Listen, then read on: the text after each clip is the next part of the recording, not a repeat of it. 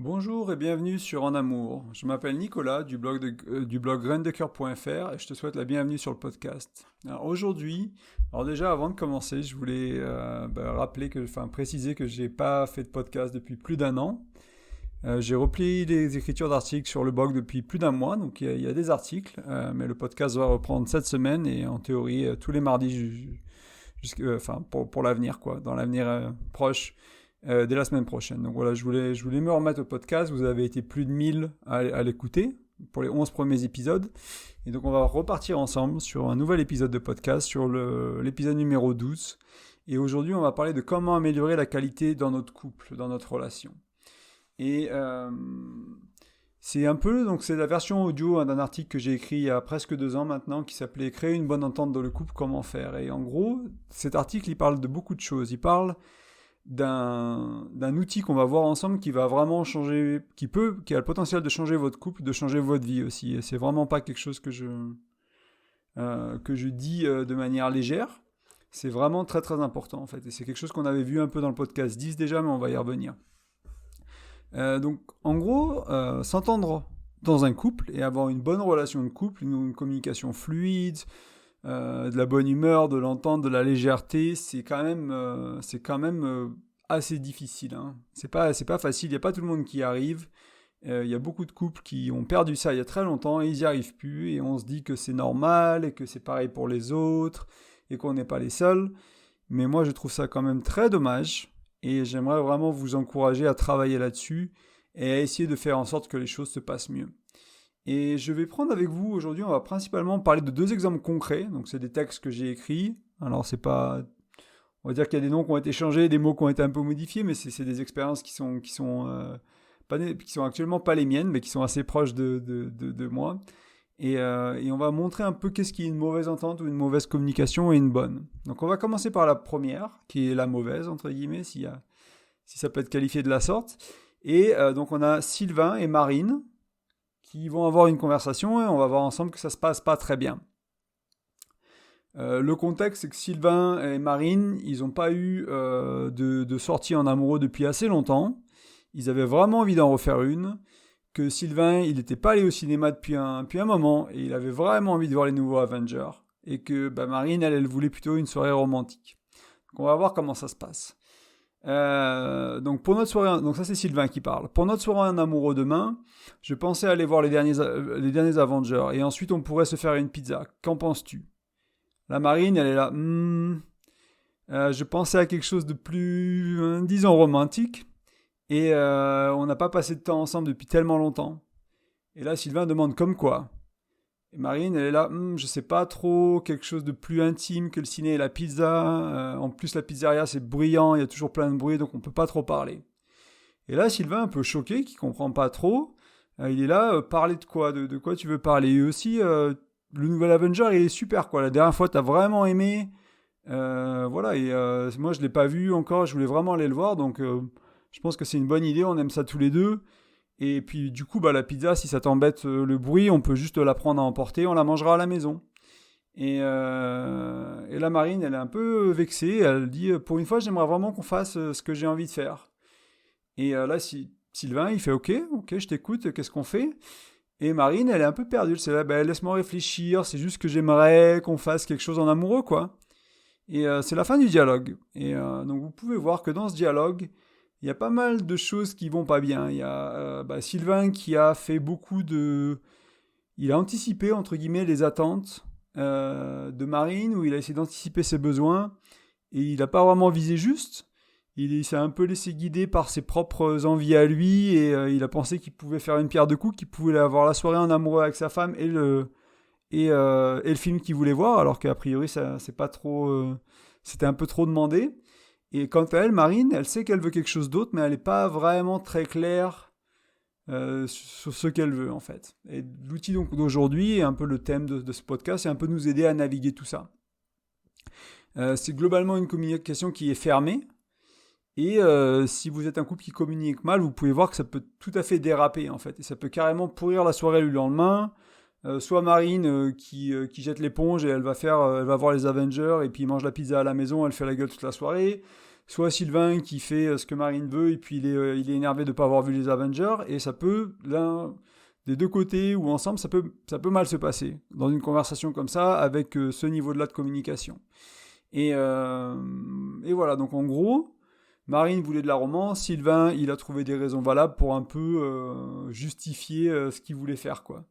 Et ils n'ont pas tort, hein. Enfin, il y a pas de, c'est pas l'un qui a tort ou l'autre qui a raison, et inversement, les deux ne communiquent pas très bien, et parce que les deux ne communiquent pas leurs attentes, en fait. Et c'est vraiment le point d'aujourd'hui dans le podcast, c'est qu'il est vraiment très très important dans un couple d'arriver à mettre le doigt sur nos attentes, sur ce qu'on veut, sur nos besoins, et ensuite d'arriver à les communiquer.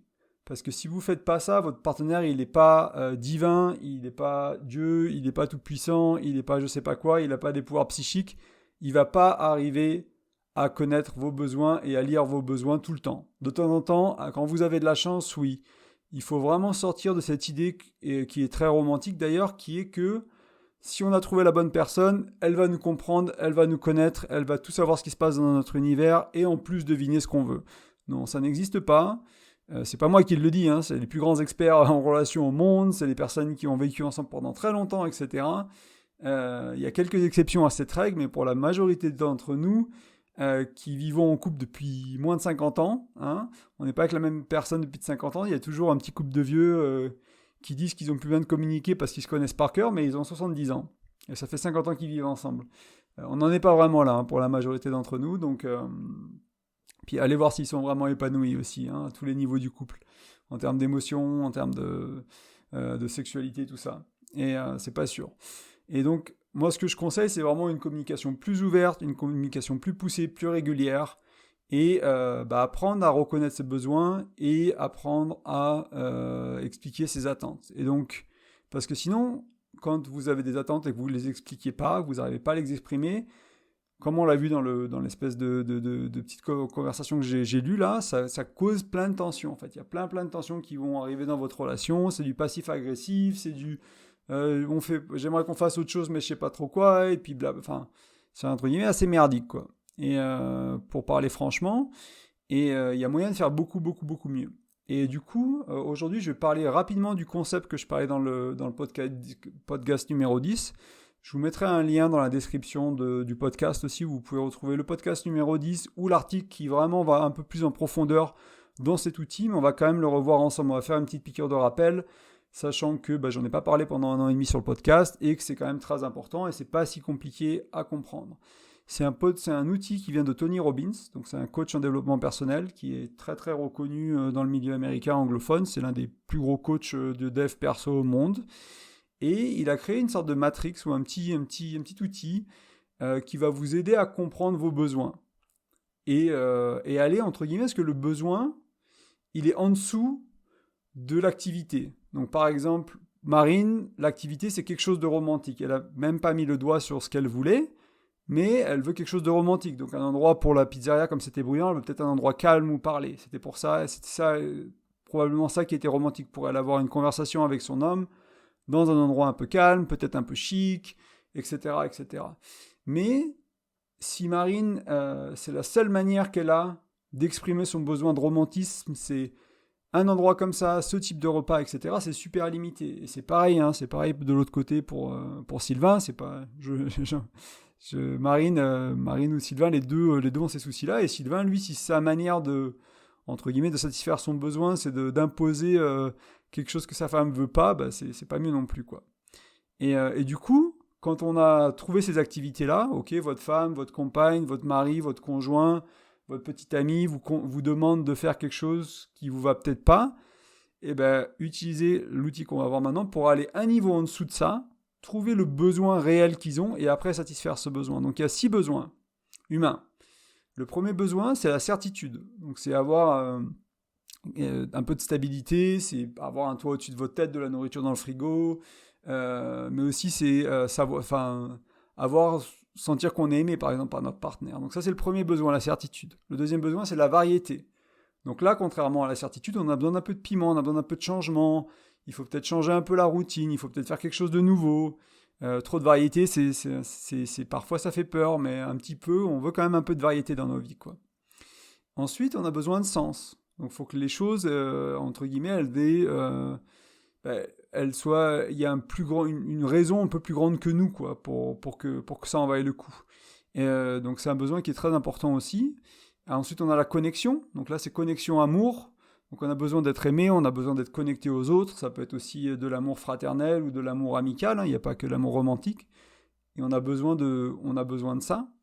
Enfin, il y a les deux derniers besoins, donc qui sont des besoins le besoin de croissance. Donc on a besoin de grandir, de s'améliorer, de devenir un peu plus nous-mêmes, d'avoir ce sentiment que la relation elle avance, qu'on avance dans notre vie. C'est très très important. Et enfin, on a le sentiment de contribution. Donc là, ça peut rejoindre un peu le sens, mais c'est un peu différent. C'est vraiment contribuer à quelque chose de plus grand que nous, au monde, à la vie. Un enfant, par exemple, ça peut satisfaire le besoin de contribution, faire un enfant avec son partenaire, ce genre de choses-là, ou faire un business ensemble. Et en gros, quand vous allez avoir une tension comme ça, donc par exemple, reprenons le cas de Marine, dans ce cas-là, Marine, elle a besoin de romantisme, de romantique ce soir. C'est quel besoin? Ça peut être de la certitude, elle a besoin de se sentir aimée. Ça peut être de la variété aussi, parce que ça fait longtemps qu'ils n'ont pas fait ça. Ça peut être un besoin de connexion, parce que ils ont été occupés au boulot, s'est passé pas mal de choses dans leur vie, ils n'ont pas trop eu le temps. Et du coup, elle a vraiment ce sentiment qu'elle a besoin de parler à son homme, d'être connectée à son homme et d'avoir une connexion, tout simplement. Et du coup, assumons que c'est l'un des trois ou c'est les trois même. Donc certitude, donc elle a besoin d'être aimée, variété, elle a besoin de faire quelque chose de différent, qu'ils font pas souvent, et connexion, elle a besoin de se connecter à son homme. Il y a 1000 manières de satisfaire ce besoin-là. Au-delà en plus que d'aller à la pizzeria dans un petit resto sympa. Vous pouvez satisfaire ces besoins-là et vous pouvez rester à la maison mais faire quelque chose d'original. Vous pouvez pas rester à la maison, faire autre chose. Vous pouvez sortir, mais c'est pas nécessairement d'être absolument au resto. Ça peut même être annuler le cinéma et faire autre chose d'autre. Et une fois que vous avez mis le doigt sur ces trois besoins, certitude, variété, connexion, et que vous avez aussi un peu cherché comment ils s'expriment, donc encore une fois, certitude, savoir qu'elle est aimée, variété, quelque chose de nouveau, connexion, juste se connecter à son homme. C'est quel est pour votre couple à ce moment-là, ce jour-là, ou le lendemain, parce qu'il prévoit ça le lendemain, la veille, quelle est l'activité, qu'est-ce que vous pouvez faire qui va satisfaire tout ça pour elle. Et ensuite, faire la même chose pour lui. Ok, lui, il avait besoin de variété, quelque chose de nouveau, et probablement, c'est la plus grosse chose dans laquelle il avait besoin. Peut-être un peu de connexion avec sa femme pendant le repas, mais pas tant que ça. Et voilà, donc c'est comment on peut satisfaire son besoin de variété par rapport à voir ce film. Peut-être simplement lui laisser la soirée d'après, dans ce cas-là. Lui dire, ok, demain on y va ensemble, pas de film. Mais par contre, le soir d'après, je m'occupe des gosses, ou je prends une nounou, ou t'es libre, on annule ce qu'on avait, t'es juste libre si on n'a pas de gamin, et puis voilà, tu vas voir ton ciné, tu peux même inviter un pote, ou je te paye le ciné même. Comme ça, tout le monde est content, vous avez satisfait les besoins de tout le monde, tout a été réglé, et vous allez avoir une meilleure entente, vous allez avoir une meilleure communication, les choses vont être un peu plus fluides entre vous, et au fil du temps, en fait, vous allez... À force d'utiliser cet outil, vous allez vous rendre compte que vous allez toujours aller au-delà des simples envies, des simples souhaits, de est-ce qu'on peut pas faire une balade aujourd'hui, est-ce qu'on peut pas faire ci, est-ce qu'on peut pas faire ça. Quand c'est une action très précise comme ça, c'est toujours très très limitant. C'est pour ça que je vous invite à aller en dessous, regarder les 6 besoins, est-ce que c'est de la certitude, de la variété, du sens, de la connexion, de la croissance, de la contribution. Vous familiarisez un peu avec ce concept-là, parce qu'il faut le revisiter régulièrement, sinon on l'oublie. Donc éventuellement... mettez en marque-page le podcast ou l'article de blog qui en parle, ou juste tapez-le sur Google, vous allez le trouver aussi, c'est quelque chose qui est public. Et voilà, et réutilisez-le, faites l'effort, ça va vraiment, vraiment vous aider à créer de nouvelles solutions pour les tensions dans votre couple, en fait. Satisfaire vos besoins d'une autre manière. Ça marche pour tout. Ça marche vraiment pour tout.